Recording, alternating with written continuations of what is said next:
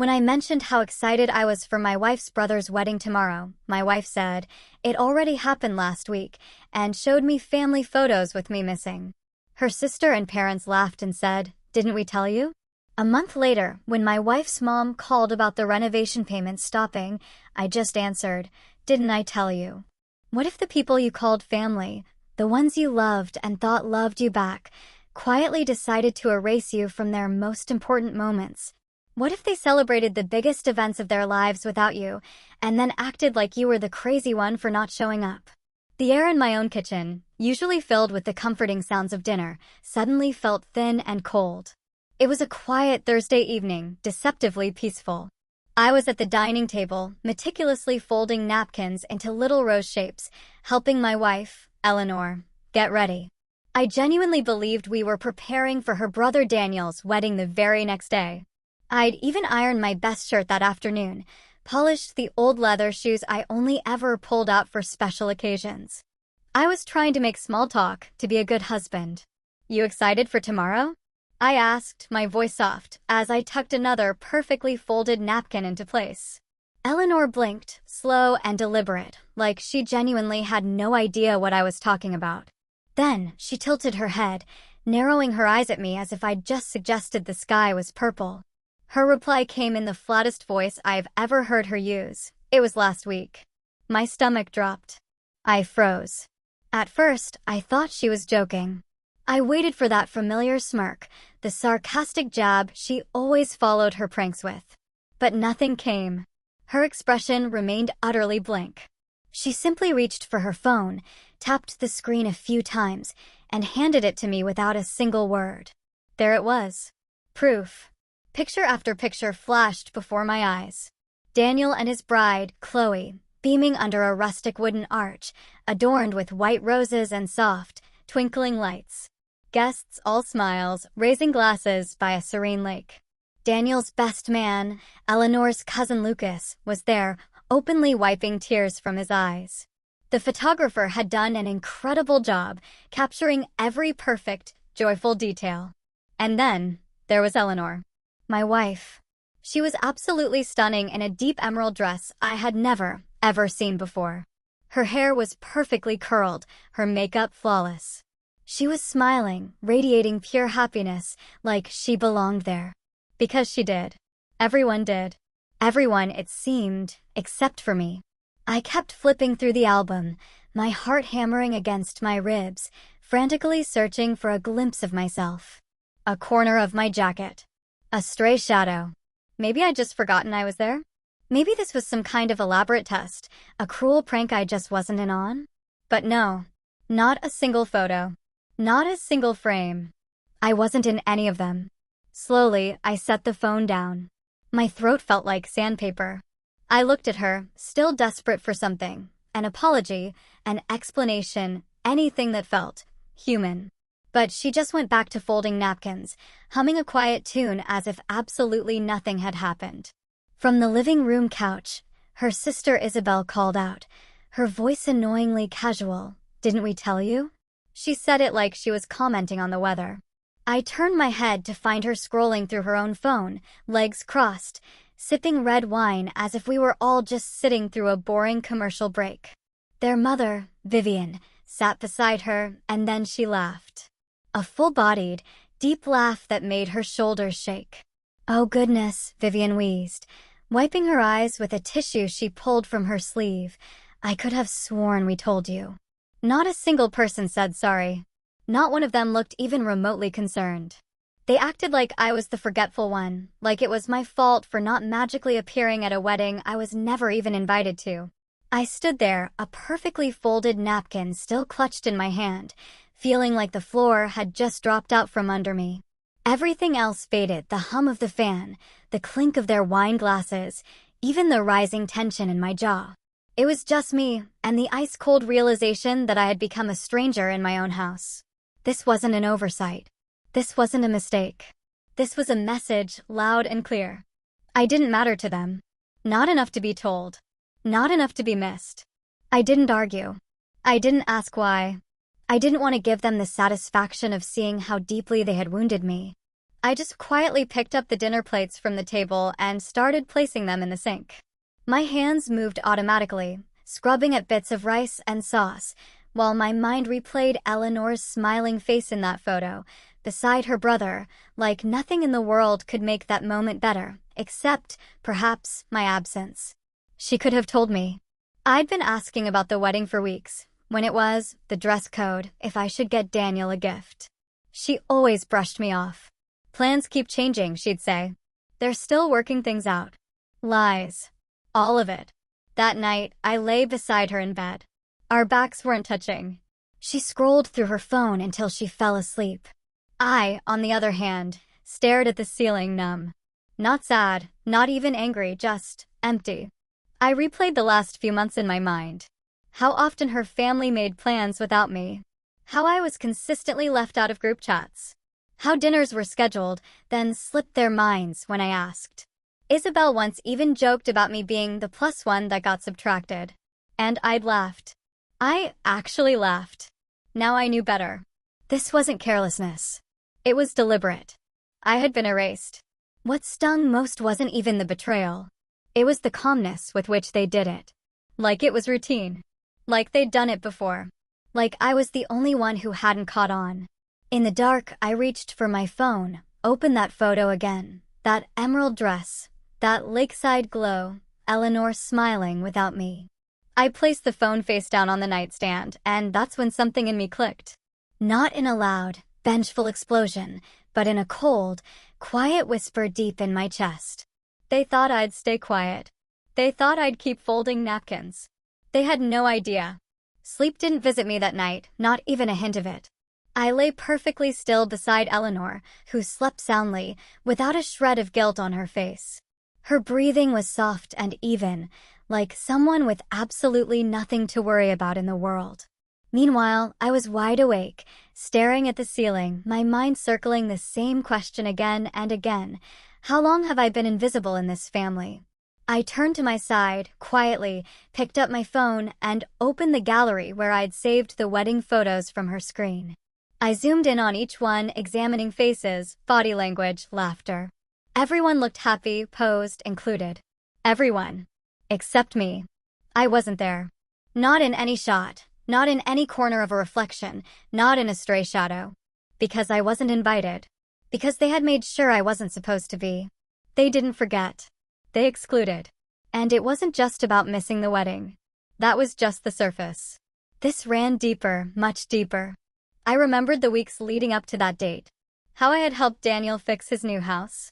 He'd called me about a cracked pipe under the guest bathroom, and I had called in my usual plumber. When the guy quoted him too high, I'd quietly offered to cover part of it. No big scene. I just wired the difference straight to the company. Then there was the fencing issue, the kitchen tiling, the rewiring of the faulty breaker panel. I had been there every step of the way. I had done it all because family helps family, or so I thought. Now I realized what I had really been. Useful. Not loved, not included, just useful. Like an app they open when needed and close the second they're done. As Eleanor shifted beside me, I studied her silhouette in the dark. She looked peaceful, like someone who had just hosted a successful event. I wondered if she had smiled while they toasted her brother. I wondered if she had made a speech. Did she mention me? Did she lie and say I was away on business? Or worse, did no one even ask about me at all? It made my stomach turn. By 5 a.m., I was up. I moved around the house like a ghost, quiet, invisible, familiar. I made coffee, skipped breakfast, and sat at the dining table where we had once shared laughs and plans, staring at the empty seat across from me. Then I pulled out my laptop. It wasn't out of revenge. Not yet. It was out of clarity. Cold, necessary clarity. I opened my spreadsheets. Line by line, I went through every transaction over the past 2 years. Tens of thousands had gone to Daniel's renovations, Vivian's house repairs. A few chunks here and there toward Isabel's salon launch, though that business barely lasted 3 months before folding. And no one ever mentioned returning what I gave. I never asked. I never kept score. Until now. Because now it mattered. I looked at the pattern and a terrible realization hit me. I was more involved in their financial life than their emotional one. I wasn't family. I was infrastructure. That morning, Eleanor wandered in around 7, wrapped in her robe, yawning and scratching her head. She smiled when she saw me. "Morning," she said, planting a light kiss on my cheek like nothing had happened. "Morning," I replied. My voice was so calm, it surprised even me. She poured herself coffee and sat opposite me, then started scrolling through her phone. I watched her for a moment, trying to picture what it felt like to live without consequence. To break someone's trust and then sit beside them like nothing happened. That took a kind of audacity I couldn't understand. "What are you working on?" she asked, without looking up. "Just going over a few numbers," I said. She nodded, uninterested, and moved on. I watched her take slow sips from her cup. That's when I realized something else. She didn't expect me to question anything. Not the wedding, not the photos, not even my absence from a day that any decent partner would have been part of. And that's when the quiet started hardening inside me. The kind of quiet that isn't weak. The kind that observes, that calculates, that makes a decision. I didn't confront her. I didn't shout. What good would that do? Her mother would laugh it off. Isabel would roll her eyes and say I was being sensitive. Daniel would shrug and pretend he had no idea. And Eleanor would just blink and say something hollow like, I didn't think it mattered. I had become a ghost in my own marriage. I was present in form but erased from meaning. So I decided I would play the part. From that day on, I moved differently. I stopped talking during dinner. She didn't seem to notice. I stopped suggesting family plans. She didn't seem to care. When her mother called and left her phone on speaker, I just listened. I took in the way Vivian referred to me like an outsider. What does he think about that? Is he going to pay for it? Tell him we'll call when we need him. They spoke about me like I wasn't in the room.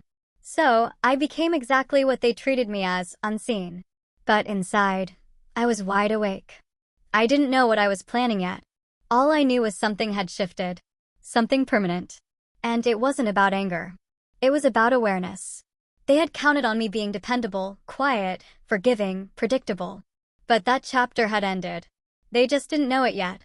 It was a sunny Sunday when I made the mistake of driving past Isabel's house. I hadn't been invited. Of course, I hadn't. But something pulled me that way. Maybe curiosity. Maybe the ache of wanting to believe that I was still part of something. Maybe just foolish habit. I don't know. What I do know is that as I slowed near her driveway, the same familiar cars were lined up out front. Isabel's red coupe, Vivian's clunky SUV, Daniel's new silver sedan. I recognized all of them instantly, like names on a guest list I was never added to. And through the open windows, I heard laughter, genuine, easy laughter. I sat in my car across the street and just listened. The clinking of dishes, the sound of chairs scooting across the hardwood floor, someone turning up music on a Bluetooth speaker. Bacon. I could smell bacon from my window. I'd cooked it for them before. Isabel liked hers crispy. Vivian always scolded me for burning the edges. I used to think that meant she cared. But that morning, sitting there in a car I paid for, parked near a home I helped renovate, something cracked in me. They were celebrating again, together. And once again, I was the ghost they never spoke of. I stared at the sidewalk for a long time. People passed by walking dogs, pushing strollers. Normal life kept moving while I sat in the middle of it, paralyzed by the truth that had been growing louder with each day. They never considered me family. I was the man who paid. That's it. Isabel's husband, Owen, had called me 3 months ago when their hot water heater burst. Said he didn't know who else to call. I had a guy there in an hour. Paid the bill, too, because Owen said he was waiting on a client payment and Isabel was stressed. Then there were the new windows at Vivian's house. The old ones had leaks. I'd arranged the contractor and wired the deposit myself. No one thanked me. They acted like it was expected, like breathing. And I let them. I didn't want to admit that. But sitting in that car, watching Isabel's front door swing open to reveal trays of food and happy people with wine glasses, I understood what I had become. I wasn't a member of their circle. I was a resource, a backup plan, a wallet that smiled. And they didn't even have the decency to pretend otherwise. I drove off in silence, passing by familiar streets, landmarks that used to make me smile, like the bench Eleanor and I once sat on after our first real fight. Now everything felt hollow. Every corner had a memory that had been edited, bleached of warmth. When I got home, I didn't go inside right away. I stood in the driveway, hands in my pockets, looking at the house I once thought of as ours.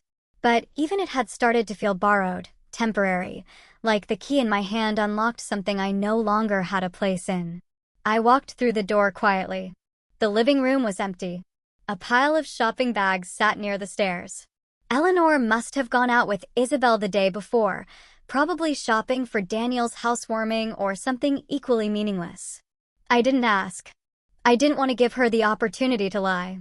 Instead, I poured myself a glass of water, went into the study, and called Marcus. Marcus and I had been friends since college. He was a lawyer now. Sharp, precise, and more loyal than anyone I'd ever met. He'd been the best man at my wedding, though no one from Eleanor's side ever really warmed up to him. Too blunt, they said. Too serious. But I'd take blunt over fake any day. Long time, he said when he picked up. Everything all right? No, I said. But it will be. He didn't press. Just waited. I told him everything. About the wedding, the laughter, the photos. About sitting outside Isabel's brunch like an idiot, hoping someone might call. I told him about the money, the repairs, the family that had silently cut me out while still dipping into my pockets like it was tradition. There was a long pause on his end. Then he asked, "You want out?" I didn't answer right away. I stared at the window beside me, watching a squirrel run along the fence line. No, I said. Finally. I want silence. He was quiet for a moment, then said, "You don't want to confront them?" I shook my head, even though he couldn't see me. They don't deserve confrontation. They'll spin it, laugh it off, twist my words. I just want silence. Clean, cold silence. I can do that, he said. But silence is a powerful tool. Once you go that route, you can't shout later. I don't want to shout, I replied. I want to vanish, but I want them to feel it. Marcus exhaled. All right, let's get to work then. We discussed accounts, transfers, how to quietly untangle myself from every financial thread connecting me to the Andersons. I'd kept everything in my name or my holding company, but I'd never enforced boundaries. That was about to change. We drafted the first set of documents that night. And when I hung up, I didn't feel rage. I didn't feel grief. I felt something better. Clarity. I walked back into the living room and found Eleanor on the couch, phone in hand, laughing softly at something Isabel must have said. She looked up and smiled. "You okay?" she asked, like nothing had changed. I nodded. Then I looked at her and saw a woman who believed I would always be here. A man who would always pay, always support, always stay. And in that moment, I finally understood.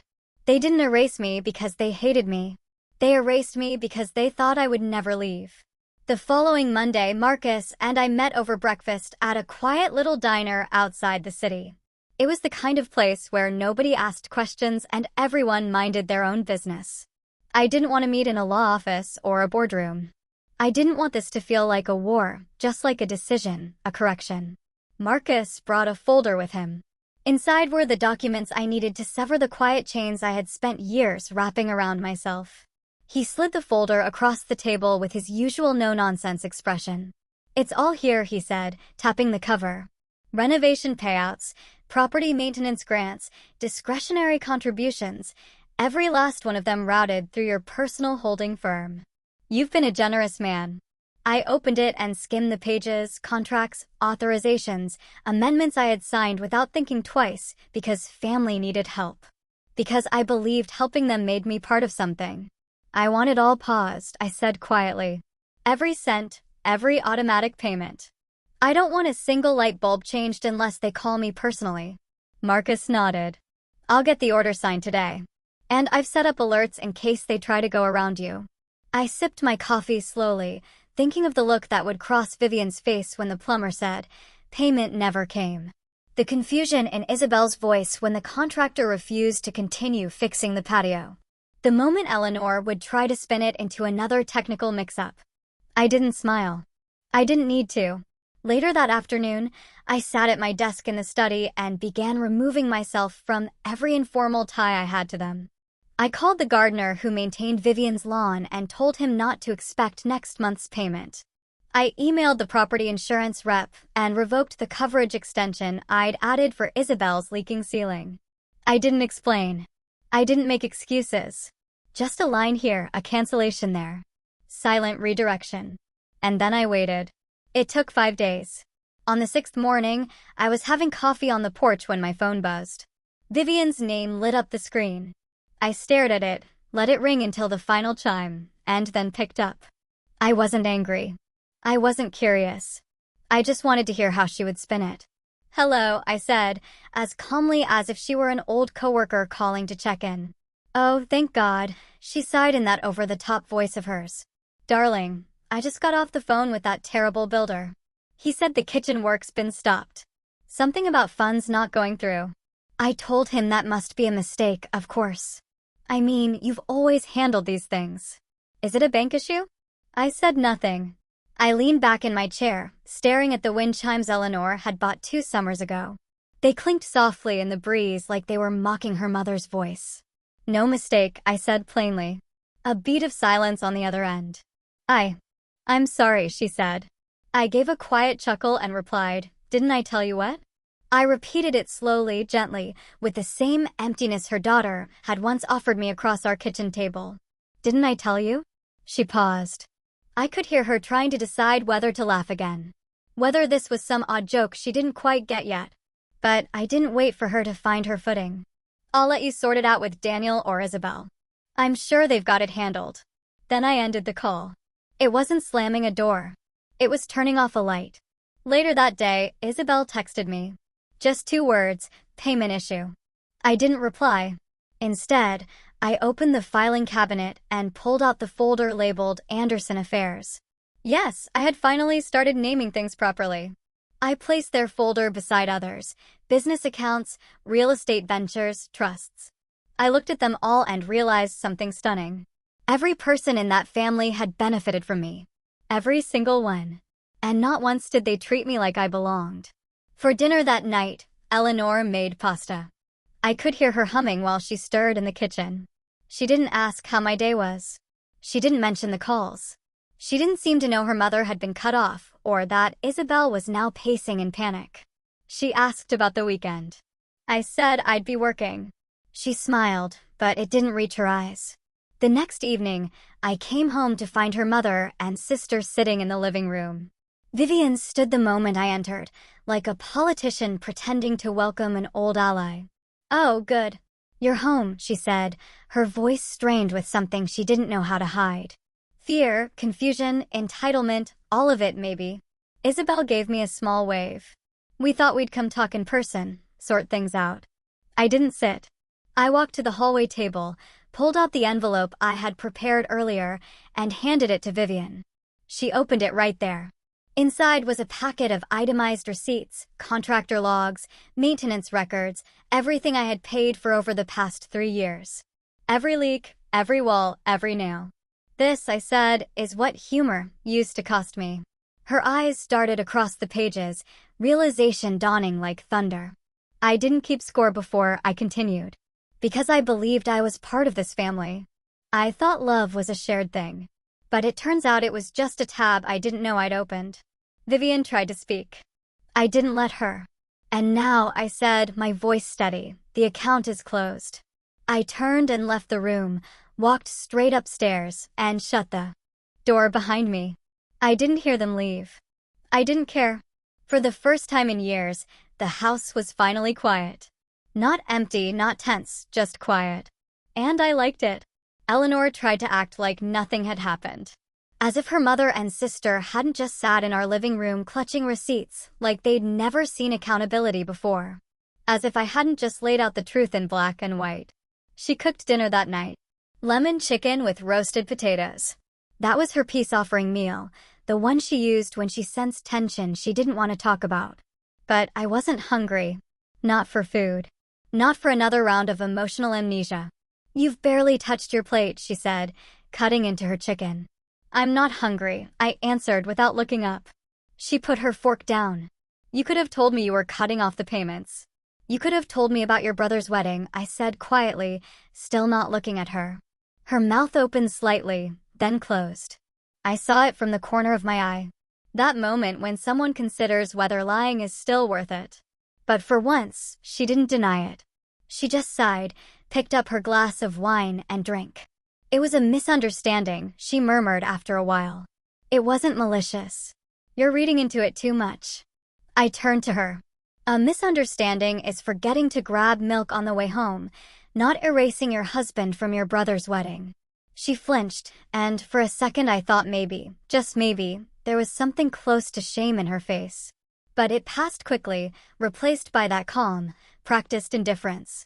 You're being dramatic. There it was. The words didn't sting. Not anymore. I'd already bled dry. Now, I was just walking through the ashes. I'm moving into the guest room, I said calmly. Starting tonight. Eleanor didn't react immediately.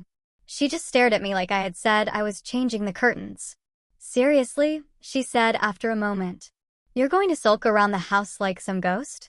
I stood up, picked up my half-full plate, and walked it to the sink. No. I'm going to live like someone who's finally woken up. That night, I moved my clothes downstairs. The guest room was small, but it was mine. I changed the bed sheets, cleaned out the drawers, and for the first time in months, slept without the weight of pretending. The days after were quiet. Not in the peaceful sense, more like the quiet of a battlefield after the smoke clears and everyone's waiting to see who moves first. I kept to myself, cooked my own meals, did my own laundry. When Eleanor left for work, she stopped announcing it. When she came home, she'd glance at the guest room door like it offended her by existing. I didn't care. I was no longer interested in making her comfortable with what she had done. A week passed before she tried to press reset. One evening, I heard the clinking of glasses and the sound of her voice calling out to her mother. Apparently, they were coming over again. This time to talk things out over wine and dessert. I didn't argue. I didn't threaten to leave. I just stayed in my room, listened. Vivian opened with a joke, of course, something dry and layered with condescension. I always knew you had a dramatic side, she said through laughter. You should have been in theater. Maybe then you'd be too busy to cut off our roof repairs. Eleanor laughed with her. Isabel joined in from the kitchen, chiming something about how I must be going through a midlife ego crisis. I walked out of the guest room, slow and quiet, and stepped into the hallway. None of them saw me at first. Then Vivian turned, smile still plastered on her face, until she saw what I was holding, an envelope. Another one. She rolled her eyes, still playing the role of the amused matriarch. Is this another bill breakdown, sweetheart? No, I said. This one's on the house. I walked to the coffee table and placed it down between the wine glasses. Inside were not receipts this time, but copies of emails, screenshots of text messages, correspondence between contractors I had paid and her family requesting extras, spa-like upgrades, fancy lighting, unnecessary additions that ballooned costs because, in Isabel's words, he's good for it. This, I said evenly, is what entitlement looks like in writing. The laughter stopped. Even Isabel stopped stirring her drink. Vivian opened the envelope, pulled out the pages, and went silent. I looked at Eleanor. She was frozen, her hand still holding a spoon over the dessert bowl, unmoving. I didn't come out here to argue, I said. I didn't come to reclaim anything. I came to remind you that I was never invisible. You just chose to look past me. Then I turned and walked back to my room, left them in their designer clothes, surrounded by half-eaten tiramisu and sour wine. They didn't follow. Later that night, I heard them leave. Doors closing harder than necessary. Tires screeching down the street. Eleanor didn't come to the guest room. She stayed upstairs. Maybe crying. Maybe stewing. I didn't check. I didn't care. Something strange happened after that night. I began to feel lighter. Not happier, not yet, but freer. There's a kind of peace that comes when you stop explaining yourself to people committed to misunderstanding you. I started working out again. Waking up early. Reading books I'd left gathering dust on the shelf. My mind felt clearer without the emotional weight of constantly waiting for validation. Then one day, I got an email from a contractor I hadn't heard from in months. Someone Vivian had referred for Isabel's second renovation attempt. Hey, just confirming.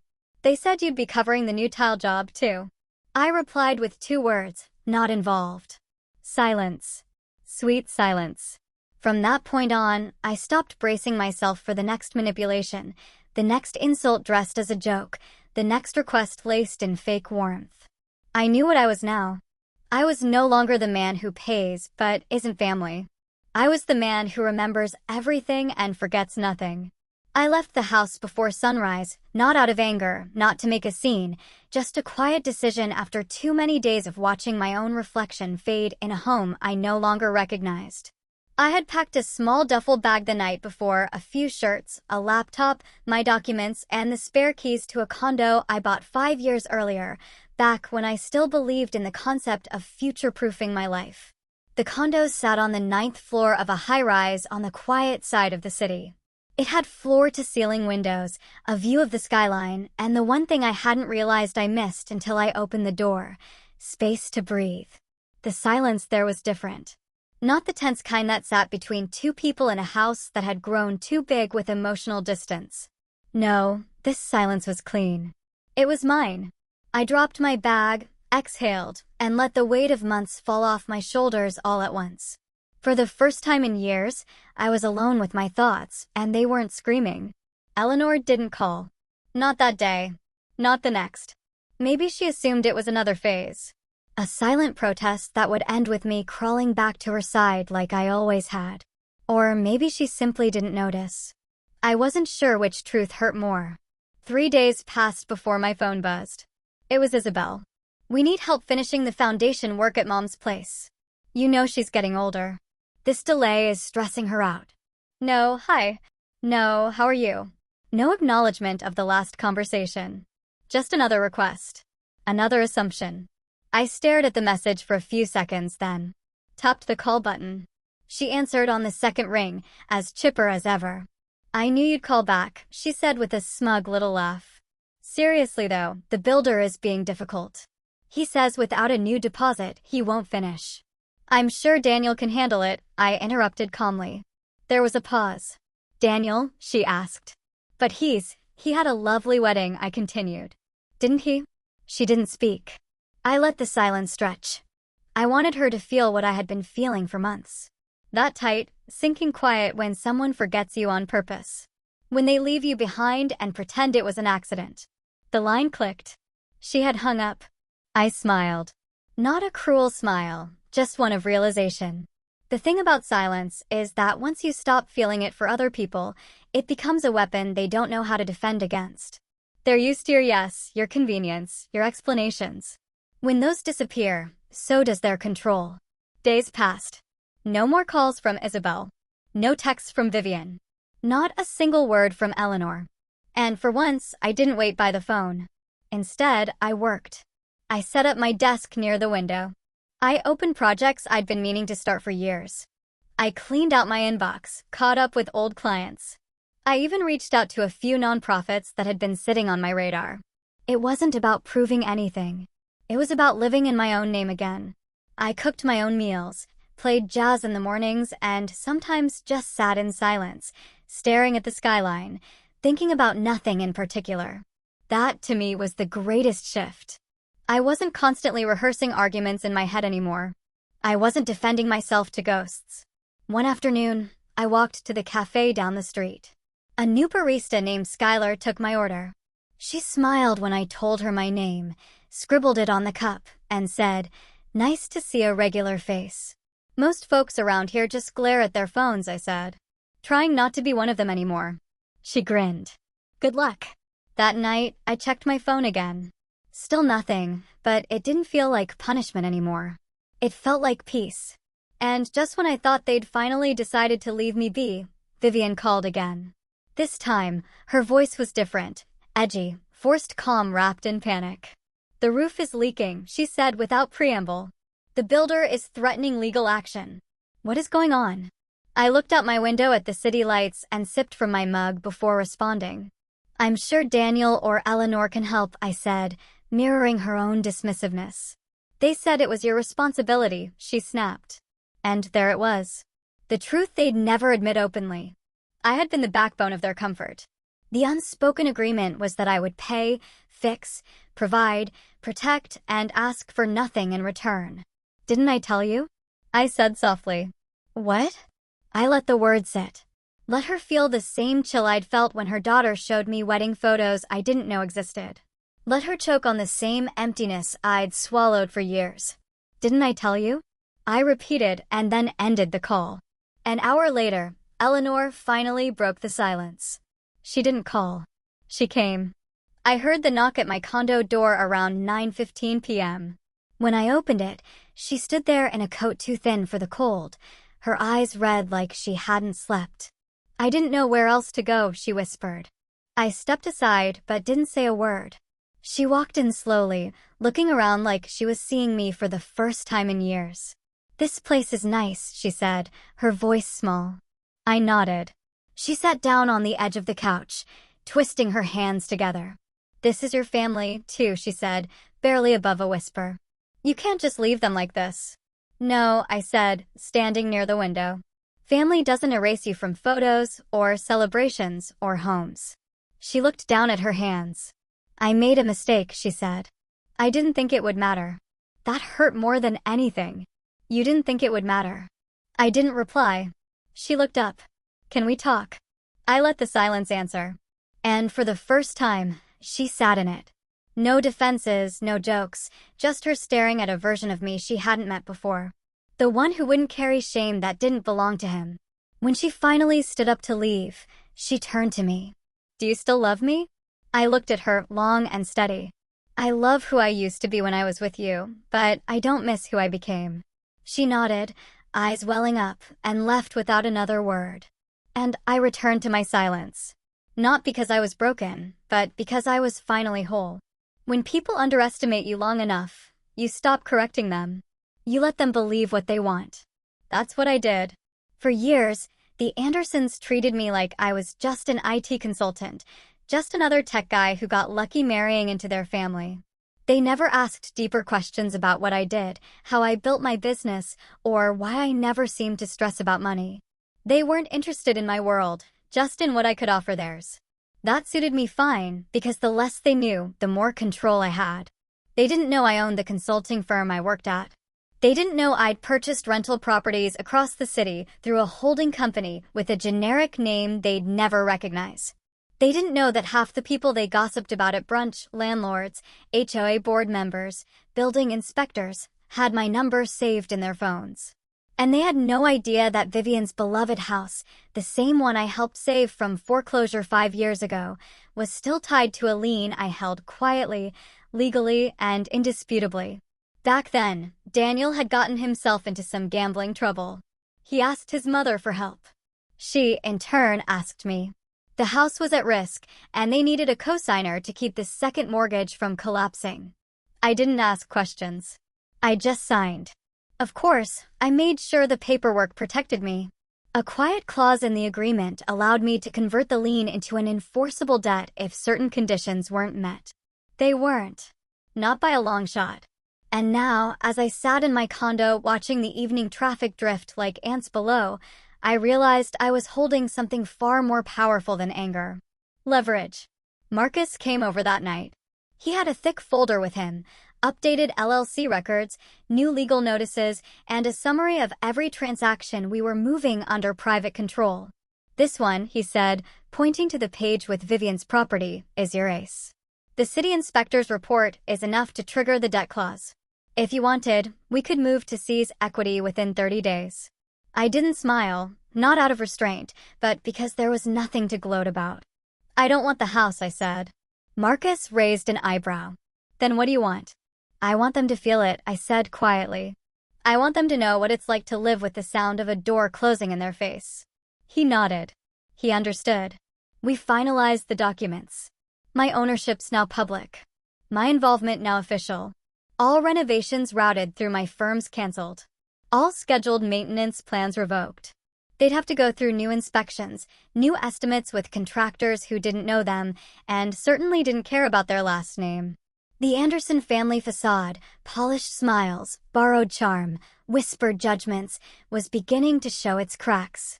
I didn't tell anyone. I didn't announce anything. I just let the systems do what they were designed to do. A week later, I got an email from a property manager confirming cancellation of the upcoming roofing work for Ms. Anderson's residence. Client unable to verify authorized payment source. A day after that, Isabel's name popped up on my phone. I let it ring out. Then she sent a voice note. "You really think this is funny?" Mom's stressed out of her mind. "The new contractors are asking for upfront deposits we can't cover yet. You know how long it takes to get approved for a new loan? You're making this harder than it needs to be."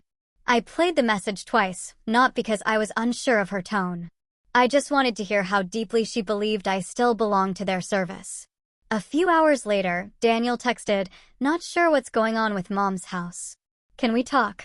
I didn't reply. That night, I received a message from someone I didn't expect, Chloe, Daniel's wife. We'd never been particularly close. She was always pleasant, always neutral. I used to think it was because she was shy. Now I realized she was just observant. She hadn't joined the laughter when I was erased from Daniel's wedding. In fact, I barely saw her in the photos that Eleanor showed me. Her message was short, "I'm sorry. I didn't know. If I had, I wouldn't have gone through with it the same way. You deserved better." I read it twice, then locked my phone. The next day, I stopped by one of the properties I owned in the Eastwood district. It was an apartment complex with 12 units and a management team that answered directly to me. I stood in the courtyard for a while, listening to the sound of kids playing nearby, watching tenants go about their evening routines. It reminded me of how much I'd built quietly, carefully. While everyone else was busy judging appearances, I was investing, protecting, preparing. I remembered a night years ago when Vivian had joked that I wasn't ambitious like Daniel, that my job was cute, but not impressive. I had laughed then, shrugged it off. But now, as I stood on the balcony of my own building, I realized I wasn't the quiet one. They were the blind ones, and their ignorance had been the greatest gift they ever gave me. A few days later, Marcus called. "They got the letter," he said. "Vivian's hired a new attorney. She's panicking, trying to renegotiate terms on the lien, and she can't. You gave them 5 years of goodwill. You're within your rights." I exhaled. I wasn't angry. I wasn't vengeful. I was just done. And being done is one of the most powerful feelings in the world. I ended the call and looked around my condo. The light was soft through the windows. The air was clean. My inbox was quiet. My conscience even quieter. They could keep their laughter, their brunches, their weddings. I had my name. I had my voice. And finally, I had my peace. It happened faster than I expected. The unraveling, the chaos, the slow public exposure of everything they tried to keep wrapped in artificial grace. It started with a voicemail from Vivian. Shaky, out of breath, and no longer laced with superiority. I need you to call me back, please. The new builder's threatening legal action. Says we defaulted on the revised contract. I didn't even know there was a new contract. They said it was under your name. She sounded like a woman who had lost control of the narrative. And for the first time, I didn't. I never called her back. Not because I wanted to hurt her, but because I needed to protect myself from becoming their crutch again. That same day, I got a text from Eleanor. It was long, too long. I didn't even read it all the way through. Just skimmed over phrases like, "I didn't know it would get this bad," and "there's still family," and "we shouldn't let money destroy everything." Money didn't destroy anything. Silence did. Entitlement did. The belief that I would never push back did. That evening, I poured myself a glass of wine and stood by my window. Below, the city moved on without any awareness of the storm circling the Anderson name. The same people who once laughed behind my back were now realizing that they had built their comfort on foundations they didn't own. A few days later, Eleanor showed up again. She didn't text, didn't call, just knocked. I saw her through the peephole, hair tied back, no makeup, wearing the navy blue sweater I bought her 3 birthdays ago. I opened the door slowly. She didn't say anything for a few seconds. Just looked at me, searching. "Can I come in?" she asked. I let her. She sat on the edge of the couch like she had during her first visit. Only now, her shoulders slumped with something heavier. "We're in trouble," she said. "I know," I replied. She glanced up at me, surprised I wasn't offering comfort. I didn't move to sit beside her. I stayed standing. "They're falling apart. Mom can't refinance the house because of the lien. Isabel's business partner backed out. Daniel and Chloe are fighting almost every day. It's like everything is just breaking." I nodded. "Because it was never built properly." She blinked, stunned at my calm. "I didn't come here to beg," she said finally.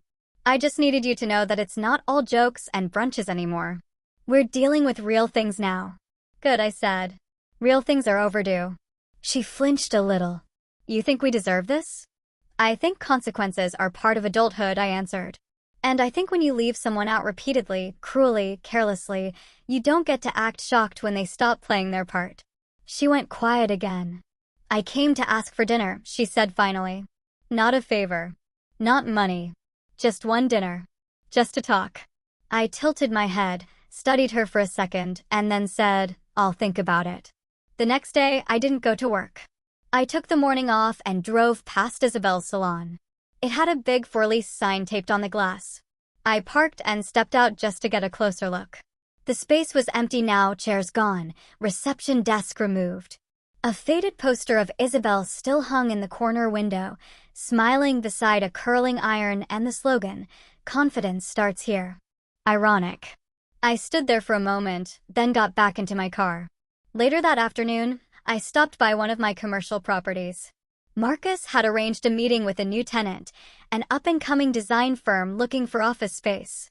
I toured them through the building, shook hands, negotiated with a clear mind. It felt good, clean, purposeful.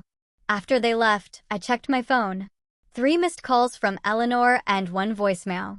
I hesitated, then hit play. "I know you think I don't care. I know you think I was part of everything that happened, but I wasn't trying to hurt you. I didn't want to rock the boat. I thought it was easier to let things slide, and now everything's capsized. And I get it. Maybe I deserve this. But I do miss you. I miss how you used to take care of everything. I miss who we were before all of this." I deleted the message. Not out of spite, but because I didn't want to carry her longing when she had never carried mine. That night, I cooked for myself. Steak, roasted garlic, sautéed vegetables. I set the table, lit a candle, ate slowly, savoring the silence. Not as punishment, but as presence. My presence. I remembered how many dinners I had spent surrounded by people who looked through me. How many events I had paid for but hadn't been welcomed at. How many laughs were shared at my expense while I smiled politely and poured the wine. No, now I was alone. And it was the most peace I'd known in years. The fall of the Anderson family facade wasn't loud. It didn't come with breaking headlines or dramatic public arguments. It came in quiet losses, canceled projects, frozen accounts, failed loans, broken relationships, things they'd taken for granted slowly slipping away. And not once did I have to raise my voice. They unraveled themselves. I just stopped holding the thread. The news came through a friend I hadn't spoken to in months. His name was Patrick, and he used to be Daniel's coworker, one of the few decent people in that circle who had eyes, ears, and a conscience. He called one afternoon while I was reviewing lease renewals in my condo office. "You hear what happened with Daniel and Chloe?" he asked. "No," I replied, already knowing it wouldn't be good. "They're separated. She moved out last weekend, took all her stuff, and went back to her sister's place. Told everyone at brunch it was because of what happened with you. Said the family's treatment of you made her sick." I blinked, sat back in my chair. "She said that." "Word for word," Patrick said. Apparently, she didn't even know about the wedding stuff until someone brought it up at a dinner. When she found out you weren't invited, and the way they laughed about it, she lost it. Said if they could do that to you, they could do it to anyone. I didn't say much after that. Just nodded, thanked him for the call, and hung up. It should have made me feel victorious. It didn't. All I felt was confirmation. Confirmation that I had never imagined the cruelty. That I wasn't overly sensitive. That the quiet way I'd been pushed aside was in fact real and visible to others. I went for a walk that evening. The streets were lit with that soft, golden hour hue that makes everything look cinematic. People walked their dogs. A couple laughed outside a bakery. Life moved on. My heart felt oddly still. Isabel got engaged around that same time. Word spread quickly. She'd posted it all over social media, close-up shots of the ring, long captions about love and second chances. But what stood out wasn't the announcement. It was the silence that followed. No one offered to pay for her venue. No one offered to host. Even Vivian, once the queen of arranging events for her children, was suddenly occupied with repairs and contractor disputes. The financial safety net I had quietly provided for over 5 years had vanished, and with it, their image of effortless stability. A week later, Isabel called me. I didn't answer. She texted instead, "I just want to know if we can be civil. I'd still love to have you at the wedding. You're important to us." I read it, deleted it. I wasn't angry, just done. That same night, I received one more message from Eleanor. It wasn't long. "I miss how you used to take care of everything." That line hung in my chest longer than I wanted it to. It wasn't an apology. It wasn't accountability. It was nostalgia, selective and convenient. She missed the ease I created, the invisible scaffolding I built around all of them so they could shine while I faded. I didn't respond. Instead, I stood by the window and looked out at the city again. Every time I did, it reminded me of who I was outside their orbit. A man who could build, protect, think, provide. Not because it was expected, but because it was who I am. They never really knew that man. They only knew the quiet husband, the predictable provider, the man who folded napkins and laughed when they joked at his expense. I was not that man anymore. And strangely, I felt sorry for Eleanor, because she was mourning the wrong thing. She thought she missed me. But what she really missed was control. 2 days later, I got a call from Marcus. "Thought you'd like to know," he said. Vivian's attorney reached out. "She's trying to settle the lien out of court. They're terrified the house will be listed." "Let her sweat," I said. "Already is." We shared a quiet laugh. Then he said something that caught me off guard. "Ever thought about letting go entirely?" I paused. "What do you mean?" "I mean, the paperwork's done. You're protected. Their access is cut. You've made your point. Do you want to stay tethered to any of it? Or do you want to walk away clean?" I didn't answer immediately. That night, I sat alone on my balcony, the air cool and still, and really thought about it. For the first time since this began, I considered what it would feel like to stop not just responding, but remembering. Not just defending, but detaching. To stop letting them take up space in my mind. To let the chapter close. No final paragraph, no dramatic ending. Just a silent page turn. It felt possible. And that was enough. So when I woke the next morning, I called Marcus back. "Start the process," I said. "All of it. Cut the lien. Finalize the property transfers. Close out anything still tethered to their names or their chaos. Let them live in the world they created without me. Because that's what they chose." I was just honoring it. It's been almost a year now. A full turn of the calendar since the day I stood in my own kitchen and was told, without hesitation, without apology, that my wife had attended her brother's wedding without me. A year since Isabel laughed from the couch and asked, "Didn't we tell you?" while her mother sipped wine like I wasn't standing in the room. A year since I folded napkins with hope in my chest and went to bed with silence in my lungs. And now I live in a home that I chose. Every piece of furniture was handpicked by me, not bought to impress anyone or match someone else's idea of elegance. My mornings start with peace. My nights end without noise. I don't check my phone, bracing for another passive-aggressive text. I don't carry invisible debts for invisible roles in a family that never truly welcomed me. I carry only myself, and that has been enough. The condo, my condo, has become something I didn't know I needed. A refuge, not from the world, but from the version of myself I used to be. The man who explained too much, gave too much, waited too long for people who would never clap when he walked into a room. The silence is no longer a wound. It's a wall I built, brick by brick, to keep out noise I no longer accept. Last week, I hosted dinner. A small one.